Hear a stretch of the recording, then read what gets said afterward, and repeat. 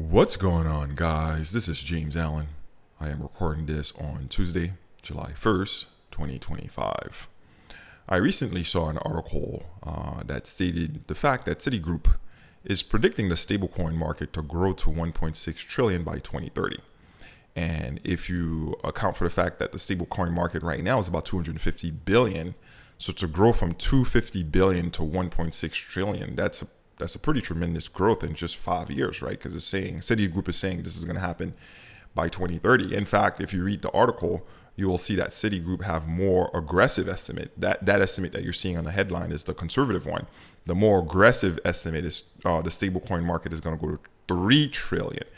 So this is pretty tremendous numbers. And after reading the article, I didn't really get the sense as to why is this important. I mean, it's clear that there is a phenomenon happening here on a collective level. But what does this mean? So I had to think about it, process it, and I think I found the answer, and I want to share it with you in terms of what does this mean to me and you. And what I'm realizing is that people are basically self-custodying their money. Self-custody is what's happening. Let me explain. If you look at this, right? This is a bag that I have full of gold and silver coins. And this is how I self-custody my money, right? When you buy gold and silver, you're basically getting out of fiat, right? But since gold and silver is money, you're basically choosing to self-custody your wealth. And, one of the problems you have of self-custody is security, right? You have to defend the gold and silver. But the point is this, people, especially the older generation, I'm kind of old school. The older generation used to self-custody their wealth through gold and silver. I've shown to you guys many times in the past that gold and silver coins is something I actively buy pretty much every month, right? So it's a form of self-custody. But what this new generation is doing is the same thing, but instead of using gold and silver, they're using stable coins. They're choosing to self-custody their wealth through stable coins. Because if you remember, stable coins is just a cryptocurrency that's pegged to fiat, right? Whether it's USDC or Tether, it's basically money. It's not really any speculative coin. It's basically money. But here's the main difference. Instead of money that's being custodied by banks, stablecoin is money that's being self-custodied through wallet. So people are no longer trusting the banks as custodians. They're beginning to trust themselves more and using crypto wallets to do so via stablecoin. So it's not banks that are custodians of money anymore, but code. So quite an interesting transition. Banks are no longer the custodians of money. It's becoming more and more code. And here's another side effect of what this does.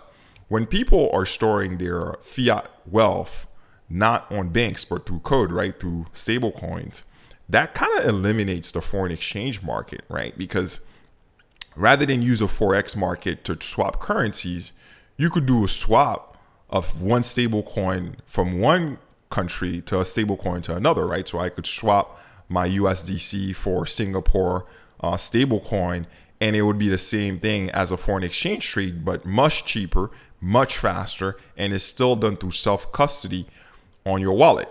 Now, let's go a little deeper, right? Why are people doing this, right? Why is all of a sudden the new generation is choosing to self-custody their wealth and not trust the banks? I think the biggest reason for that is because your money is no longer safe with banks, right? You could wake up one day and find that the bank take a bunch of money from your account because you owe child support.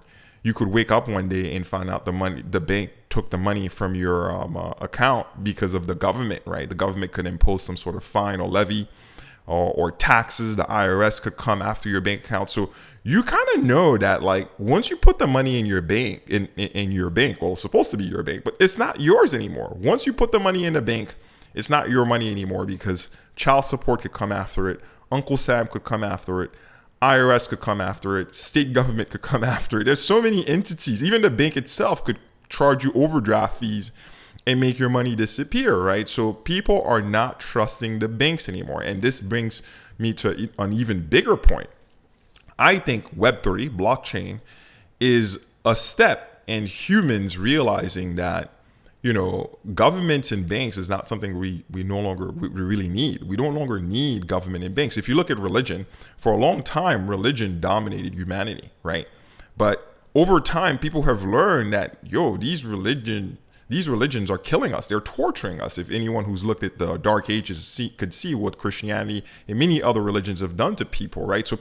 But it took people a long time to realize that religion is really a massive burden, right? It's not all bad, but the institution of religion is really a massive burden, and they sort of separated state and church. And I think crypto is a fundamental step to a new realization. That is, people are going to realize like banks and governments are really like just a burden, just a burden. So they're going to separate bank and money. They're going to separate government and money through crypto. Just like we separated church from the state, crypto represents a step where we're separating money from the state. Money is going to be independent outside of the state, just like the state don't control religion to this day.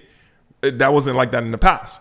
In the future, I don't think the state will control money, because crypto will be that fundamental step that makes people realize that, hey, giving government the power to control money always ends bad. So I hope this makes sense. And I think this is a much better explanation than just telling us random numbers like the article just done. The why is why it matters. In any case, if you would like to book me for one-on-one consulting with crypto, feel free to reach out to me. My email is in the description. I charge $300 an hour. In either case, don't forget to press that like button and support me on Patreon. I will see you next time.